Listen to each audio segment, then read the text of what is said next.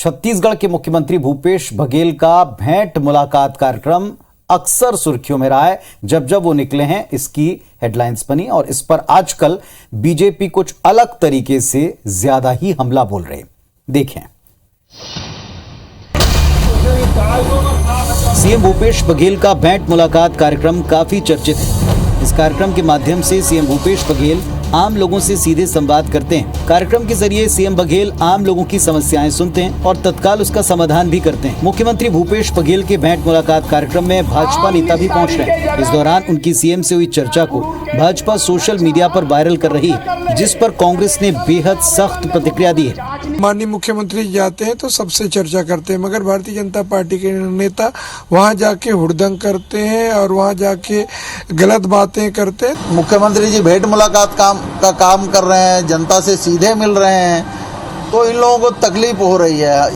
वहीं दूसरी तरफ बीजेपी का कहना है कि अब सरकार की सच्चाई जनता के सामने आ रही है। साथ ही बीजेपी ने पूछा कि क्या विपक्ष के नेताओं को सीएम से सीधे सवाल पूछने का हक नहीं है?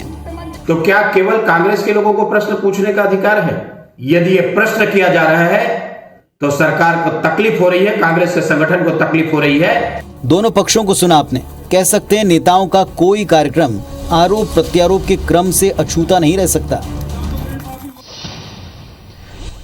कुल मिलाकर बीजेपी ने सीएम के भेंट मुलाकात कार्यक्रम का इस्तेमाल अपने प्रचार के लिए करना शुरू कर दिया है। क्यों ऐसा करना पड़ा है, जरा इसको भी डिकोड कर लें। भेंट मुलाकात कार्यक्रम सीएम भूपेश बघेल का एक महत्वाकांक्षी जनसंपर्क अभियान है, वास्तविकता को परखने का अभियान है। बीजेपी के नेता सीएम से सवाल पूछकर उन्हें जनता के सामने असहज करने की कोशिश करते हैं। बीजेपी चाहती है कि सीएम उनके सवालों में उलझे दिखाई पड़े और फिर उसके वीडियो वायरल करके बीजेपी साबित करना चाहती है कि सीएम भूपेश कई मोर्चों पर नाकामयाब है, ऐसा जनता कह रही।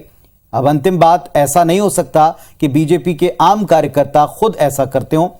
बाकायदा बीजेपी के शीर्ष नेतृत्व ने भेंट मुलाकात कार्यक्रम के माध्यम से सीएम को घेरने के लिए एक रणनीति बनाई और उस पर अब काम शुरू किया। देखना दिलचस्प होगा कांग्रेस इससे कैसे निपटती है, क्योंकि इस पर एक तीखा काउंटर आना हमने देखा है, शुरू हो चुका है। तो ध्यान तो है, लेकिन अब इसका जवाब कैसे दिया जाता है ये देखना होगा।